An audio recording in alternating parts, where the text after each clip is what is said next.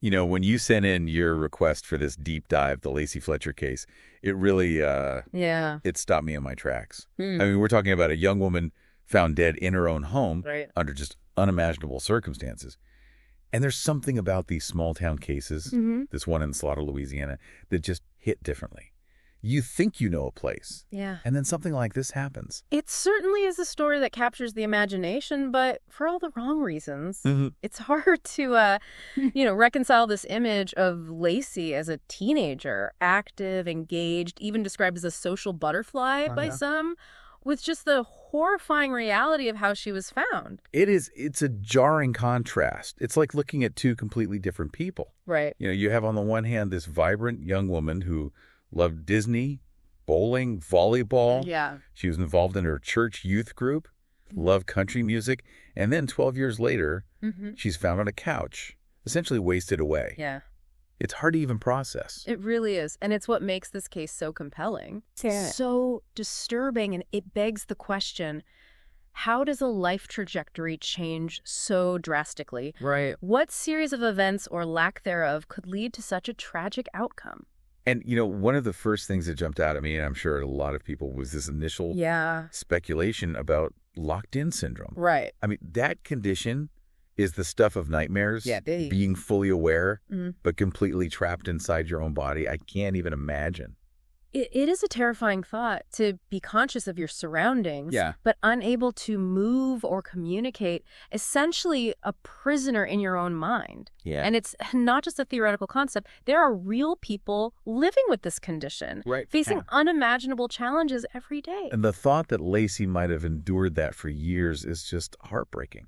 Thankfully, in Lacy's case, locked-in syndrome was ruled out. Okay. Medical examinations revealed she was physically capable of some movement, could swallow. Okay. Had even been communicating with friends via email as recently as 2014. Okay, so that rules out one possibility, but it raises even more questions. If Lacy wasn't completely immobile, what kept her on that couch for 12 years? That is the million-dollar question, and that's where things get really complicated. Yeah. The autopsy report paints a very grim picture of Lacy's physical condition. We're talking about bed sores so severe they extended down to the bone. Oh, my God. Evidence of gangrene, signs of chronic malnutrition. Wow. And even, and this is disturbing, sofa cushion foam and fecal matter found in her stomach. It's hard to hear those details without feeling a wave of, I don't even know what the word is, horror, disgust.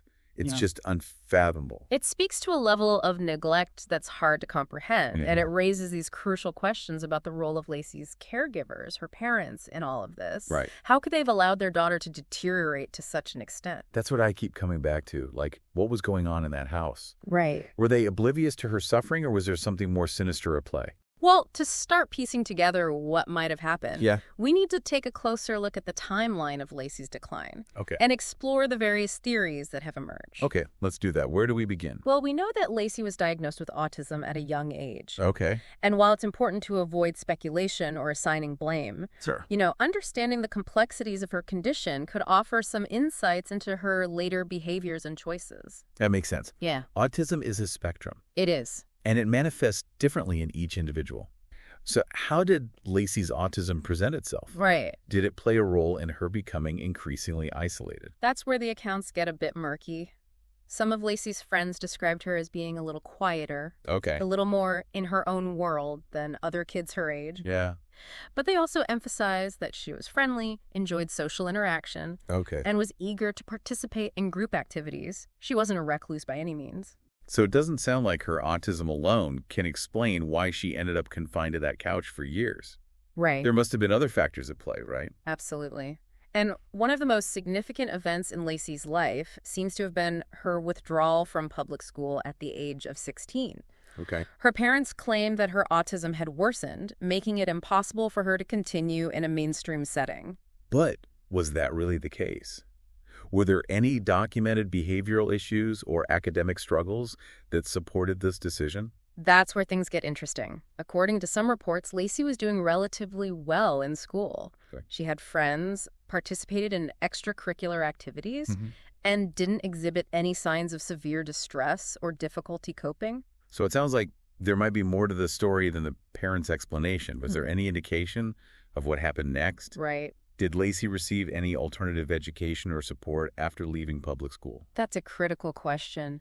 Typically, when a child with autism transitions to homeschooling, there's a network of support in place. Therapists, educators, social groups, all working together to ensure the child's well-being and continued development.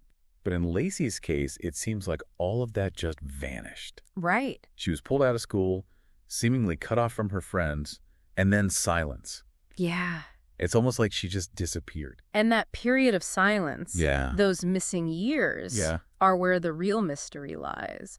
We have these fleeting glimpses into Lacy's life after she left school, neighbors spotting her jogging in the neighborhood when she was 21. Oh, wow. A doctor's note mentioning her reclusiveness at 23, those emails to friends at 27, but then nothing. It's like trying to assemble a puzzle with half the pieces missing. Exactly. And without a clearer picture of what was happening during those crucial years, it's difficult to understand how Lacy ended up in such a dire situation.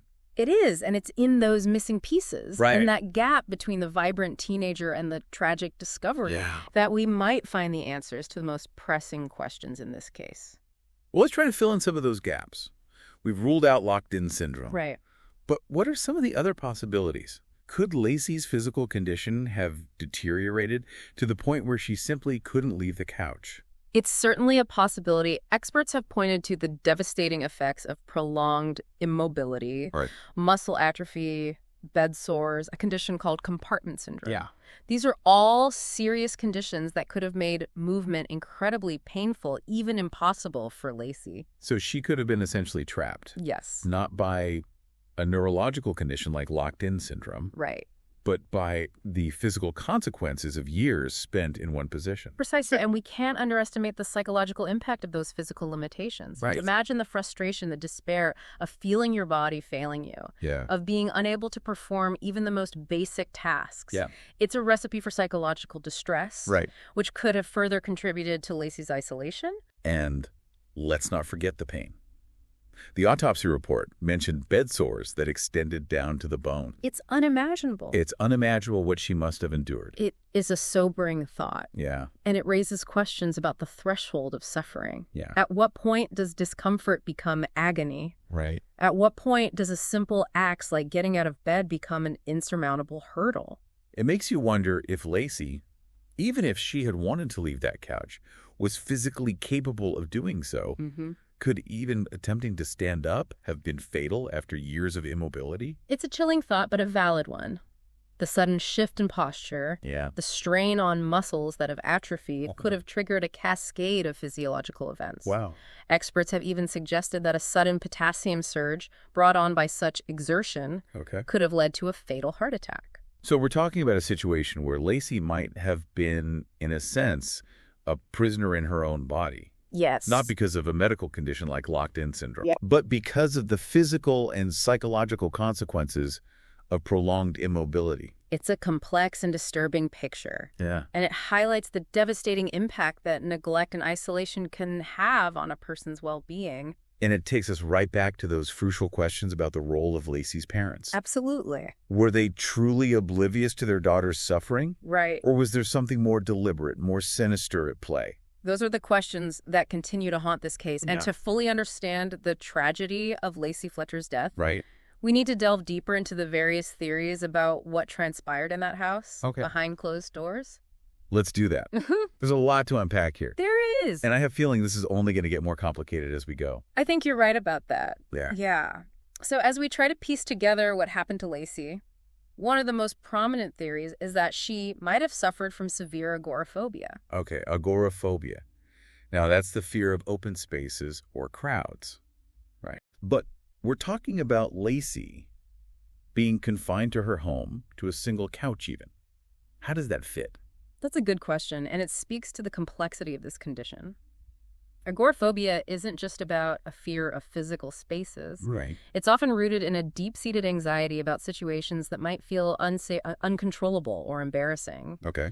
And for some people with agoraphobia, that sense of safety shrinks over time until it becomes limited to a single room or even a specific piece of furniture. So you're saying that Lacy's world, her sense of security, could have gradually shrunk until it was just that couch. Right. That even leaving that spot felt overwhelmingly terrifying. Exactly. And it's important to remember that Lacy was diagnosed with autism. Right. Now, while we don't want to oversimplify or stereotype, Sure. some individuals on the autism spectrum do experience heightened anxiety and sensory sensitivities. Right. It's possible that these traits, combined with other life events or stressors, could have contributed to the development of agoraphobia. That makes sense. It's like a perfect storm of vulnerabilities. You have a young woman with autism already prone to anxiety and sensory overload. And then she's pulled out of school, isolated from her friends, and confined to her home. It's not hard to imagine how that could have triggered or at least exacerbated agoraphobic tendencies. Right. And as we discussed earlier, there are those gaps in the timeline Yeah. where we just don't have much information about what Lacy was experiencing or how her condition was progressing. Right. It's during those missing years that agoraphobia could have taken root and intensified, gradually chipping away at her world until it was just that couch. So agoraphobia is a plausible explanation, but it's not a slam dunk, right? Right. I mean, we have those glimpses of Lacy jogging in her neighborhood, even communicating with friends via email. Yeah. It doesn't really fit the picture of someone completely debilitated by fear. You're absolutely right to be skeptical. The agoraphobia theory, while compelling, does raise some inconsistencies. Why would someone who is seemingly able to leave the house for exercise or connect with friends online suddenly become completely immobile? It feels like there's a missing piece to this puzzle, something that would bridge the gap between those moments of relative normalcy and the devastating state she was found in. Exactly. And that missing piece might lie in the actions or inactions of Lacy's parents. Okay, let's talk about the parents. This is where things get really murky and honestly pretty disturbing. It's hard to avoid the question of caregiver responsibility in a case like this. We know that the Fletchers were Lacy's primary caregivers. Right. They made the decision to pull her out of school. They were the ones who controlled her access to the outside world. Right. And ultimately, they were the ones who found her in that horrific state. And yet, according to their statements and their attorney's defense, Yeah.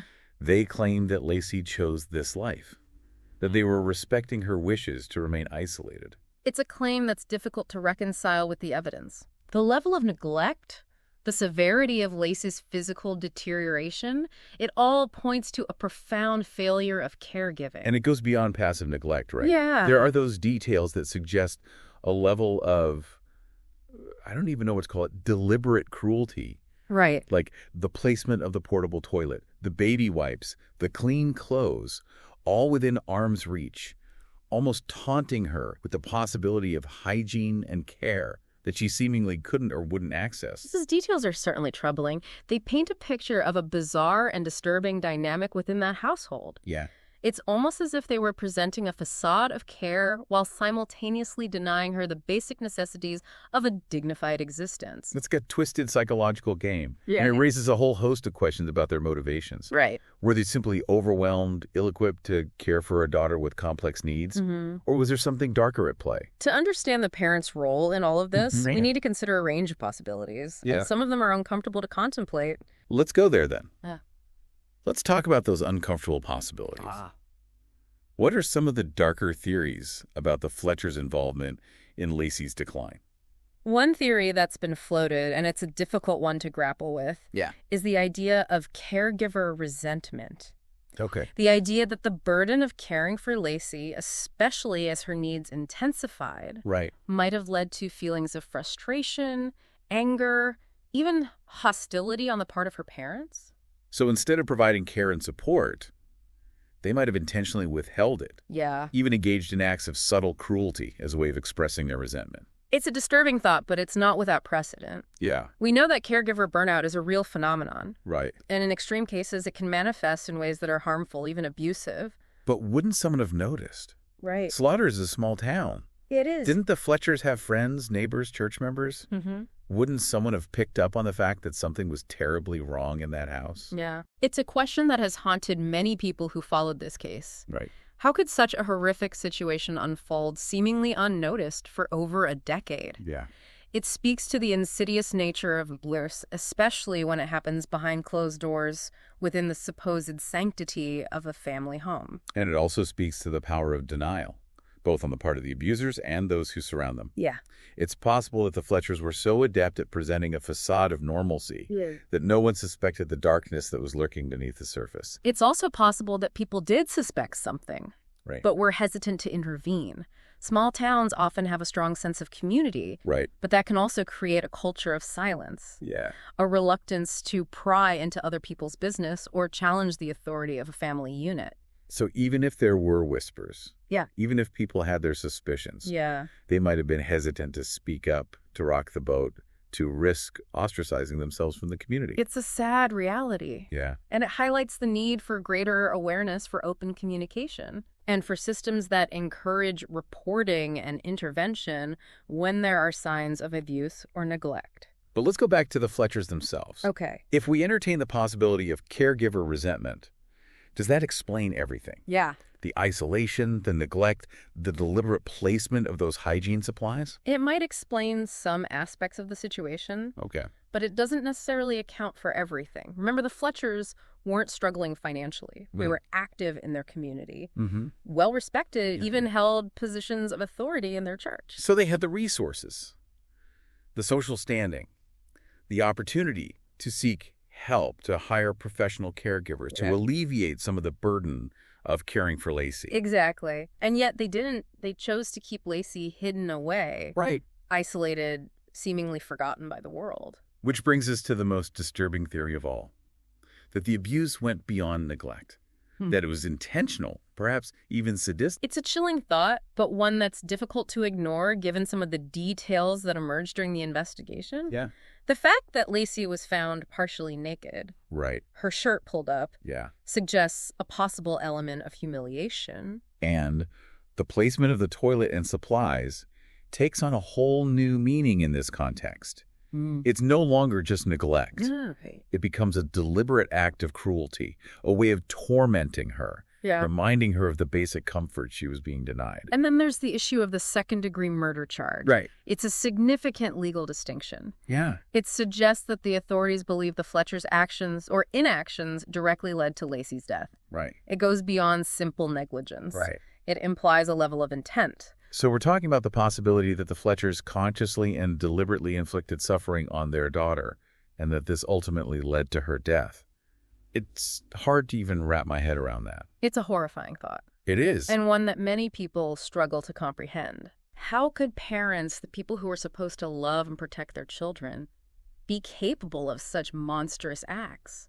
It challenges our fundamental assumptions about human nature, It does. about the sanctity of the family unit. Yeah. And it forces us to confront the uncomfortable reality that evil can lurk in the most unexpected places, even within the seemingly idyllic confines of a small town. And it raises profound questions about our societal responsibility to protect the vulnerable. Yeah. How do we identify and intervene in situations like this before it's too late? Right. How do we create a culture of awareness and accountability that prevents such tragedies from happening in the future? Those are questions that linger long after the headlines fade. Mm-hmm. The courtroom drama concludes. And they're questions that we as a society need to grapple with. Yeah. If we truly want to create a world where every individual, regardless of their abilities or vulnerabilities, is treated with dignity and respect. Well, we've explored the agoraphobia theory, We have. delved into the complexities of caregiver responsibility, and even touched on the possibility of intentional abuse. We did. It's a lot to process, and I have a feeling we're not done yet. No. There are still unanswered questions, Yeah. loose ends that need to be tied up. You're absolutely right. And in our final segment, Okay. we'll revisit the timeline, examine the evidence, Okay. and try to piece together a more complete picture of what might have happened to Lacy Fletcher in those missing years. Okay. We'll also discuss the broader societal implications of this case and what we can learn from this tragedy. As we've been going through this, I keep getting stuck on those missing years. Yeah. The time after Lacy was pulled out of school and seemingly vanished from public life. Right. It feels like that's where the key to this whole puzzle lies. Absolutely. Those years are crucial to understanding the trajectory of Lacy's decline Yeah. and the roles that various factors, including potential neglect or abuse, might have played. So let's revisit the timeline. We know that Lacy was pulled out of school at 16. There were those occasional sightings of her jogging, the doctor's note, the emails to friends. Yeah. and then Yeah. silence. It's a frustratingly fragmented picture. It is. We have these glimpses of Lacy seemingly capable of some level of independence and interaction. Yeah. And then those glimpses just stop. And it's that silence that's so haunting. It's like she was slowly erased, Yeah. faded from existence, and no one seemed to notice. Right. Or at least no one intervened. And that raises the question, was this a gradual decline? Right. Or was there a specific event, a turning point, Yeah. that marked the beginning of Lacy's complete isolation? It makes you wonder if there was a trigger, something that happened that pushed her over the edge, that amplified her anxieties, Yeah. her need for that safe space on the couch. It's certainly possible. Trauma, even something seemingly minor to an outside observer, Right. can have a profound impact on someone with autism, Right. especially if they're already struggling with social anxiety or sensory sensitivities. So we're left with this unsettling possibility that there's a piece of the story we're missing. Yeah. A crucial event that could explain the shift from those fleeting moments of normalcy to the complete and utter isolation Lacy was found in. And it's a piece of the story that we may never have access to. Yeah. Without Lacy's voice, without her perspective on what happened, Right. we're left to piece together a narrative from fragmented accounts, conflicting statements, and the chilling evidence of her physical condition. It's a sobering reminder that sometimes, even in cases that garner national attention, Yeah. the full truth remains elusive. It does, and it underscores the importance of listening to those who are often marginalized, overlooked, or silenced. Right. Lacy's story is a tragic example of what can happen when vulnerabilities are exploited, when those in need of care are instead met with indifference or cruelty. It's a reminder that we have a collective responsibility to be vigilant, to speak up for those who can't speak for themselves, Absolutely. and to challenge systems that perpetuate abuse and neglect. This case, while disturbing and heartbreaking, Yeah. can serve as a catalyst for change. Right. It can spark conversations about disability rights, caregiver support, and the importance of early intervention. And it can remind us that even in seemingly idyllic small towns, darkness can lurk behind closed doors, It can. and that sometimes the most vulnerable among us are the ones who need our protection the most. Lacy Fletcher's story is a stark reminder that we can never be complacent Right. when it comes to safeguarding the well-being of those who depend on others for their care and safety. This has been a heavy one. It has. It's difficult to grapple with the complexities of this case, the unanswered questions, the sheer tragedy of it all. But I think it's important that we engage with these difficult stories, I agree. that we confront the uncomfortable truths they reveal about ourselves and our society. By shining a light on these dark corners, by refusing to turn away from the uncomfortable, we can hopefully create a world where tragedies like Lacy's become less frequent, Right. less likely to be swept under the rug or dismissed as simply family matters. And to our listener, thank you for choosing to dive deep into this complex and disturbing case with us. Yeah. We know it wasn't easy, but we hope that this exploration has sparked some critical thinking, some important conversations, and maybe even a renewed commitment to advocating for those who need our voices the most. Though the legal case may provide some answers, the full truth of Lacy Fletcher's tragic fate may never be fully known. But the questions it raises about responsibility, compassion, and the very nature of humanity will continue to resonate. And that's what we do here on The Deep Dive. We explore, we question, we challenge assumptions. And hopefully we leave you with something to think about long after the episode ends.